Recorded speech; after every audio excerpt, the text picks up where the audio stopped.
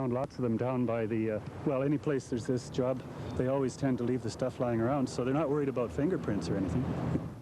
Local businessman Roger Dayton has had enough graffiti, and he's even gone to the trouble of having one well-known nuisance artist charged. He did one item of graffiti in our washroom last February and repeated it a couple of days later, and at the same time chose to do some more across the street on a building we could see him performing. And for that reason, we were able to rush out and get photographs of both him and his graffiti. Dayton's Fun Factor on Tronquil Road caters to young people, but says there are only a few who really take pen in hand and cause damage. He says they started on a building across the street, sort of a practice wall for graffiti artists, but then the graffiti started showing up inside his building, mostly in the washrooms. Yeah, it's kind of hard. You have to get lucky on whether somebody sees the party or whether you're lucky enough to catch it immediately after it happened and close in on the party before he leaves the building. I just cut away. Dayton has even gone to the trouble of going around to other parts of the city and has a virtual who's who file of graffiti artists. Well, you can see the fellow always uses the lowercase e, lowercase a, and he always uses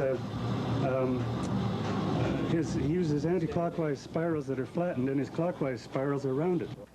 Dayton also took it upon himself to mail out a letter to other businesses, asking them to prosecute anyone they catch painting graffiti. Or, as he puts it in his letter, put a tagger in the tank.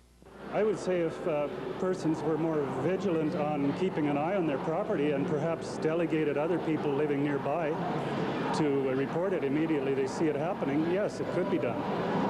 What about taking them to court? By all means, press charges. It's not a difficult process.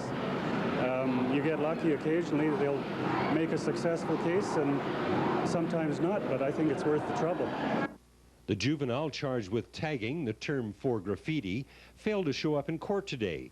But under the criminal code, if the damage is under $1,000, it could mean a 6-month jail term or a maximum fine of $2,000.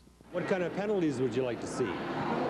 At least recompense for effort and money expended towards repairing the damage, and maybe even if the party is willing to work off the damage by doing some of the painting himself, it would help quite a bit. So tit for tat. Time is the main thing you lose, and that's your most precious possession, I think.